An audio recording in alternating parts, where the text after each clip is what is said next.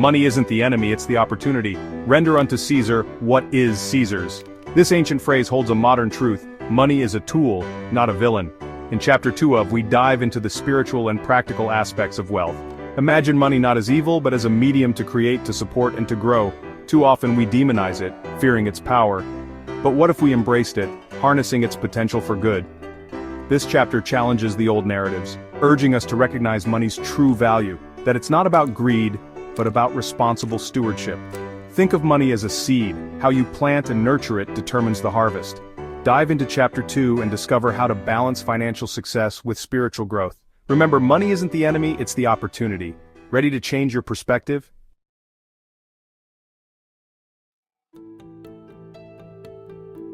Many people view money with suspicion. They see it as the root of all evil. But is this really true? Is money inherently bad, or is it simply a tool?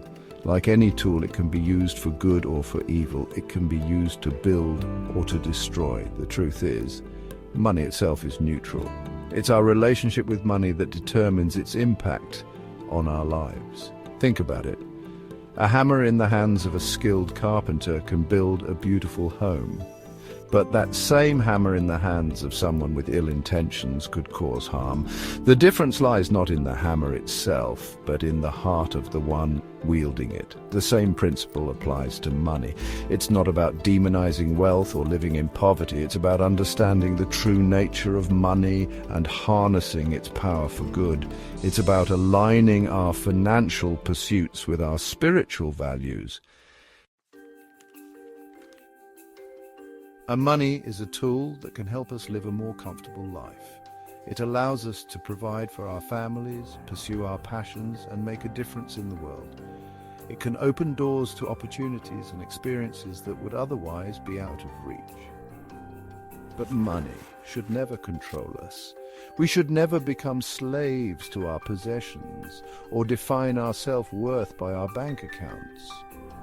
True wealth is not measured by the things we own, but by the richness of our relationships, the depth of our character, and the impact we have on the world around us. Remember, money is a tool, not a tyrant.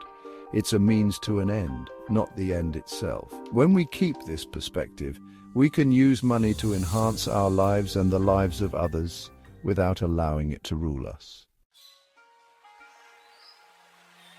And many spiritual traditions teach that abundance is our birthright. We are all children of a loving and generous Creator who wants us to live full and prosperous lives. This prosperity isn't limited to material wealth, but it certainly includes it. Money, when viewed through a spiritual lens, can be seen as a form of divine provision, a resource intended to be used for good. Think about the stories of generosity and compassion found in sacred texts.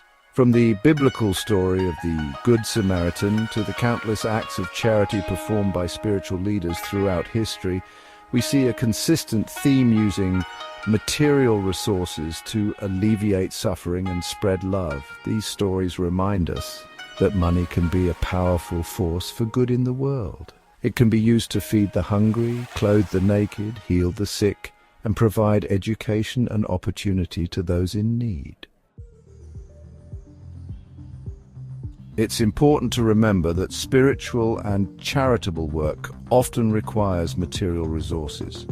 Building a church, supporting a mission, or funding a non-profit organization all require financial investment. Even simple acts of kindness like helping a neighbor in need or donating to a worthy cause often involve money. This doesn't mean that we need to be wealthy to make a difference. Every act of generosity, no matter how small, has the power to create positive change. The key is to be mindful of how we use our resources and to be open to opportunities to support causes that align with our values. When we use our money to advance spiritual and charitable work, we are not only making a tangible difference in the world, but also aligning ourselves with a higher purpose. We are investing in something bigger than ourselves and contributing to the creation of a more compassionate and just world. Section 5, Stewardship, our responsibility to use money wisely. With the understanding that money is a resource entrusted to us, we must embrace the concept of stewardship. Just as a caretaker is entrusted with the well-being of another, we are entrusted with the resources we have been given. This means managing our finances responsibly, avoiding unnecessary debt, and being mindful of our spending habits. Stewardship also means being generous with what we have. Sharing our resources with others is not just a nice thing to do, it's a spiritual imperative. It's a way of acknowledging the abundance in our lives and expressing gratitude for the blessings we have received. Remember, it's not about how much we give, but the heart behind our giving. Even a small amount given with love and sincerity can make a world of difference. Section 6. Finding the balance, material wealth, and spiritual abundance. Living a spiritually fulfilling life while also navigating the material world requires balance. It's not about choosing one over the other, but finding harmony between our material needs and spiritual aspirations. This means being content with what we have while still striving to reach our full potential. It means enjoying the comforts that money can provide without allowing them to become our primary focus. One way to maintain this balance is to cultivate an attitude of gratitude. When we are grateful for what we have, we are less likely to be consumed by a desire for more. We can appreciate the abundance in our lives without feeling the need to constantly chase after the next big thing. Another important aspect of finding balance is to prioritize our time and energy. We all have the same 24 hours in a day. How we choose to spend that time reflects our priorities. If we are constantly working to accumulate more wealth, we may be neglecting other important aspects of our lives, such as our relationships, our health, and our spiritual growth. Section 7. The true measure of wealth. A life of purpose and generosity.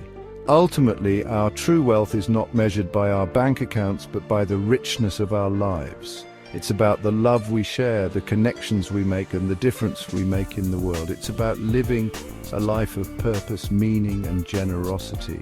When we live with an open heart and a giving spirit, we experience a level of fulfillment that money can never buy.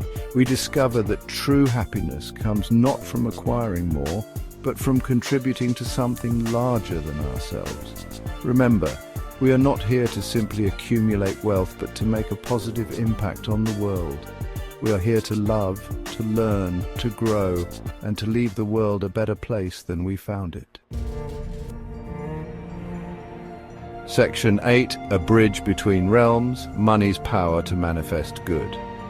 Money, when viewed through a spiritual lens, can be seen as a bridge between the material and spiritual realms. It's a tool that can be used to manifest our intentions and bring our dreams to life. When we align our financial goals with our spiritual values, we unlock the true power of money.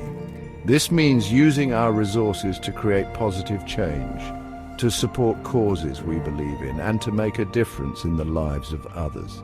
It means approaching money with a sense of gratitude, responsibility, and generosity. When we view money as a tool for good, we transform our relationship with it. We move from a place of scarcity and fear to a place of abundance and possibility. We step into our power as conscious creators and begin to manifest a more fulfilling and meaningful life for ourselves and for all. If our approach to wealth creation and personal finance resonates with you, please subscribe, like, and share our videos so that people's perspectives and their lives can change, one person at a time.